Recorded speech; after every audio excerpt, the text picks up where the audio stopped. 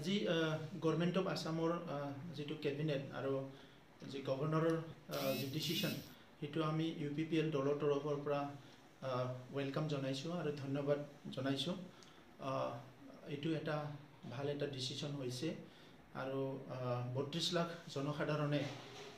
তেনেকৈ এটা ডিসিশন বিচাৰি আছিল যেহেতু কৰোনা ভাইৰাছৰ কাৰণে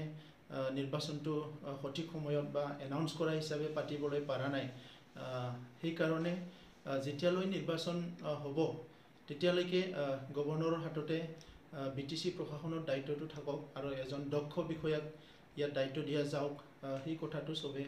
বিচাৰিছিলে আৰু এই ডিসিশনটো লোৱাৰ কাৰণে মহামান্য গভৰ্ণৰ প্ৰফেসৰ যোগেদিশ মুখী ছাৰক আমি ধন্যবাদ জনাইছো আৰু আমি সকলো আশা কৰিছো যে তেখেতৰ নেতৃত্বত আমাৰ প্ৰশাসনে নিকা আৰু স্বচ্ছ কাম কৰিব। যিখিনি এটা সাফোকেটেড আৰু ভেৰি কৰাপ্টেড এটা পৰিৱেশত আমি আছিলোঁ, যেটা কৰাপ পৰিৱেশত আছিলোঁ সেইবিলাক নাইকিয়া হ'ব আৰু আমি সকলো এটা সুস্থ এটা প্ৰশাসন পাবলৈ সক্ষম হ'ম সেইটো আমি আশা কৰিছোঁ। মই তেখেতক ধন্যবাদ জনাইছোঁ আৰু ইয়াৰ লগতে অসমত কৰোনা ভাইৰাছৰ লগত যুদ্ধ কৰি আজিলৈকে সফলতা অৰ্জন কৰিব পৰা অসমৰ মুখ্যমন্ত্ৰী ডাঙৰীয়া আৰু ডক্টৰ হিমন্ত বিশ্ব শৰ্মা ডাঙৰীয়া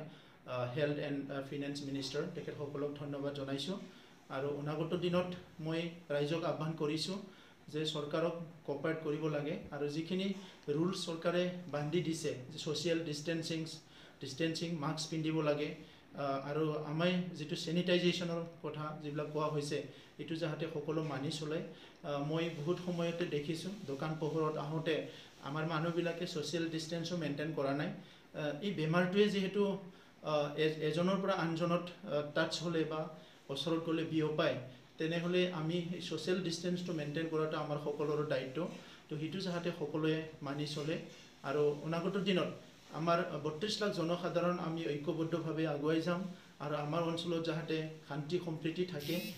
সঠিক পথত উন্নয়নটো আগবাঢ়ে মই হিটোকে আশা কৰিছোঁ আৰু UPPL দলৰ পৰা সকলোকে